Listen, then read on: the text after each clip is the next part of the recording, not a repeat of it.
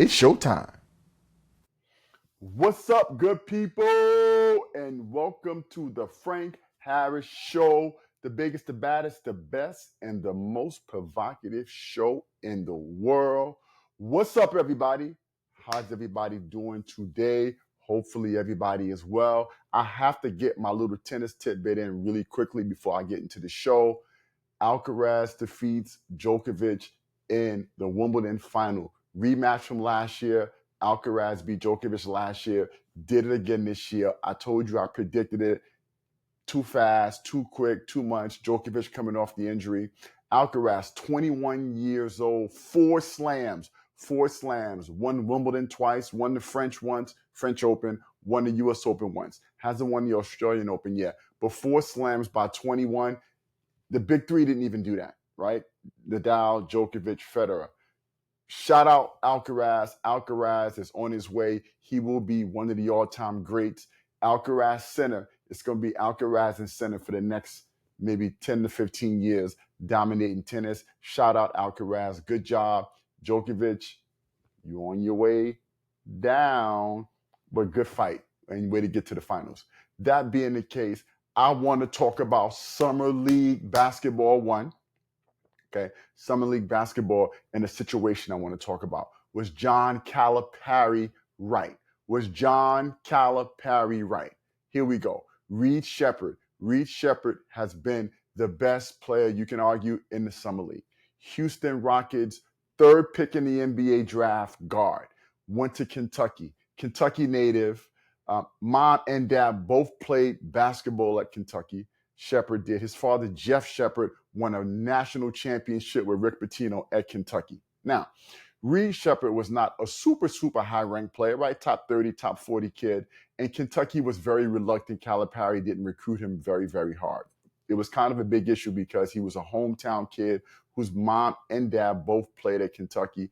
Kentucky basketball hero, legend, young player, very good player. I always loved Reed Sheppard. Loved him in high school. He took his own route. Instead of like most of these kids go to these big schools and academies, he stayed home. He stayed in Kentucky.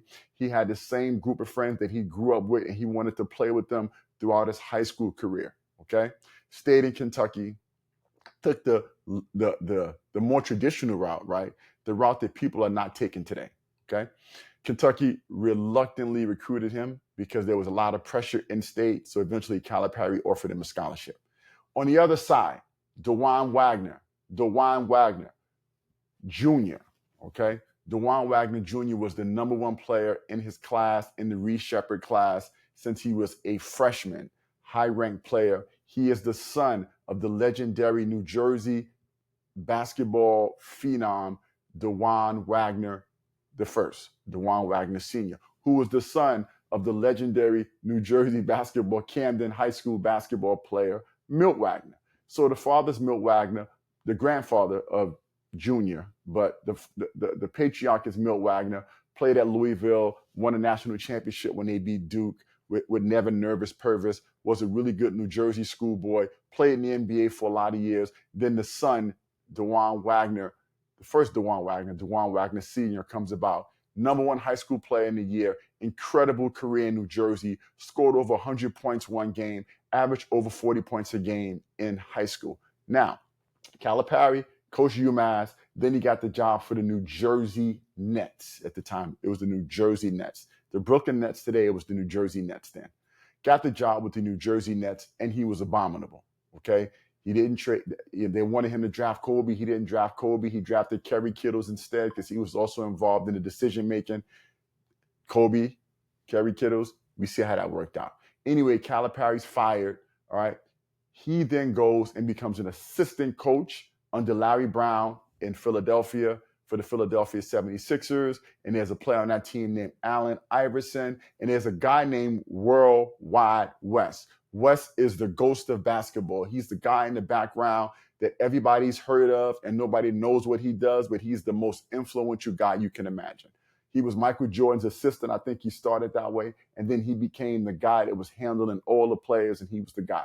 And he was the only guy that Allen Iverson would listen to in Philadelphia. So when he wouldn't come to practice, or he was doing whatever he was doing, partying, having fun, Larry Brown, the 76ers organization, would call Worldwide West, and West was the only guy that could get Allen Iverson to do things. West would later on have LeBron James, all of these guys. West was the guy, right? He works for the Knicks now in a high-level executive role. Okay, that being the case, okay? West and Calipari became cool because Calipari was an assistant in Philadelphia. They become cool. Okay. West also went to Camden High School. So West was very good friends with the Wagner family. Okay. He went to Camden High School. That's where Milt Wagner, the grandfather, DeJuan Wagner, the son, the first one, and then DeJuan Wagner Jr. all went to high school, right? Camden High School. West went there as well, very close to the family. Okay. Calipari and Worldwide West get very cool. Okay. Calipari now wants a head coaching job. The Memphis job opens up. The Memphis, right? Calipari takes the job. Memphis, big money, FedEx money, boosters, etc. He takes the job at Memphis. Okay. Calipari does as a head coach, leaves Larry Brown's Philadelphia 76er team, takes the job as the head coach at Memphis, where Penny Hardaway is right now. Okay. But when he took the job, okay, he went to his friend Worldwide West, and Worldwide West promised him DeJuan Wagner. But Calipari had to give his father, Milt Wagner, right, the patriarch, an assistant job. He had to give Barksdale, which was Wagner's, the player, DeJuan Wagner's best friend, a scholarship. And DeJuan Wagner, who at the time was the #1 high school player in the country, would come. Okay. Calipari made it happen. DeJuan Wagner comes to Memphis. Okay. Now, again, #1 recruit in the country. Memphis wasn't very good at that point, but Calipari got him to come. He goes for 1 year, has a great 1 year at Memphis, and goes to the NBA. And he was supposed to be the next Allen Iverson, but he had injuries, he had, stomach issues, etc., and he was unable to fulfill his promise. Okay. Fast forward now, Calipari's gone on. He was great at Memphis, went to a national championship, had Derrick Rose, had Tariq Evans, kept getting all these great players through his relationships with West. Worldwide West kept feeding him all these great players because West he's a Nike guy. The Nike guys know him. He's the guy. Okay. So West keeps feeding Calipari players, and Calipari successfully takes a job at Kentucky. Okay. West kept feeding players at Kentucky. Michael Gilchrist was another West guy. West gave him Gilchrist. Gilchrist was a part of a championship team that Calipari had. So anyway, West keeps giving them guys. Calipari ends up doing great at Memphis, doing extraordinary at Kentucky. Okay, and now the younger son, DeJuan Wagner Jr., is the #1 player in the country. Of course, obviously, we all think he's going to play for Calipari like his father did. There's history there. There's Worldwide West. There's family ties. That's mob business, okay? So, as we know, of course, now, Reece Sheppard, DeJuan Wagner Jr. are in the same class. Calipari's recruiting DeJuan Wagner Jr. super duper hard. He's doing everything to get him. He's the #1 kid in the class. And there's history with the dad, the granddad, as we spoke about, okay?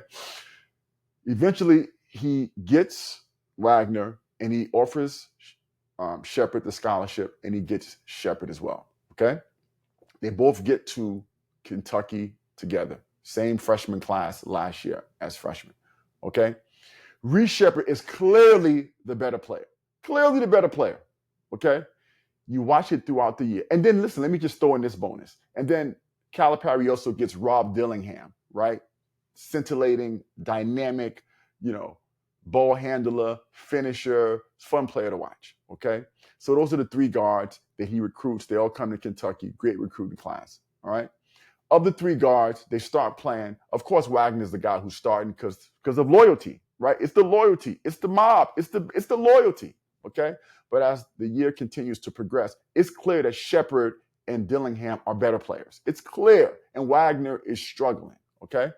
So what does Calipari do? And what should he have done? He kept Wagner in, and he brought Reece Sheppard off the bench, and he brought Rob Dillingham off the bench, and they were the backups. And Wagner kept playing, and it became almost hard to watch because he was playing in front of both of these guards who were clearly, it wasn't even debatable, clearly better than he was. Okay? I mean, Reed Sheppard led the nation in three-point shooting. I think he shot 52% from three. I think he was, sixth man of the year, I believe, in the conference. Him or Dillingham, one of those two guys. But I think Sheppard was. But anyway, both of those guys had great years. Sheppard, Dillingham, and Wagner didn't. Okay, now fast forward NBA draft. Wagner obviously couldn't come out because he struggled, so he had to stay in college.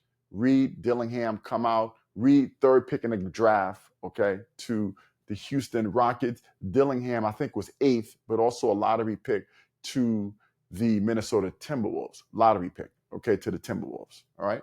8 or 9, I believe it was, but Sheppard is third, all right? Sheppard now go to Summer League. Dillingham okay in Summer League. Dillingham's issue is I'm not sure that he has a defined position. He's a scintillating guy, but he reminds me of like a Lou Will, right? A sixth man in the NBA, a guy that comes off the bench, gives you some sizzle, some scoring, some excitement, but can't run a team right now. But Reed Sheppard was always the guy, in my opinion. The guy could run a team, he could shoot, he could score, he could pass. He was very good defensively, and he was sneaky athletic. He had a 40-inch vertical at the combine, okay? Always loved him, and he was the best to me of the bunch, okay? The guy goes to the NBA Summer League, and he was scintillating, averaging 20 plus a game, about 6 or 7 assists, steals. Scintillating, okay? And people are saying, and I agree, that he will probably be the best player as we look at it long-term in this draft, okay? Now, the question is this. This is the question I need everybody to chime in, comment, etc. Should Sheppard have started from the beginning, okay?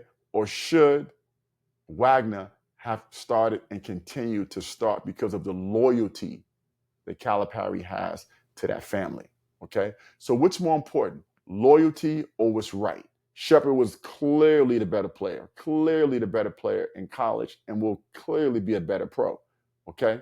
But Calipari was loyal to this family that he had gotten players from before, etc.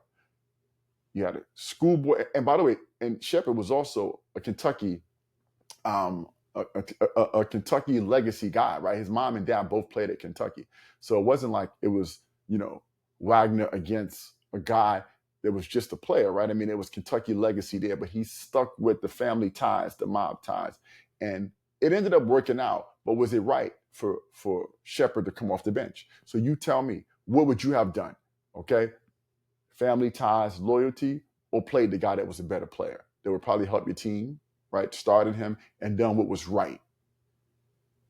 Let me know. I'm dying to hear the feedback here. All right, guys? Sheppard, best player in this draft.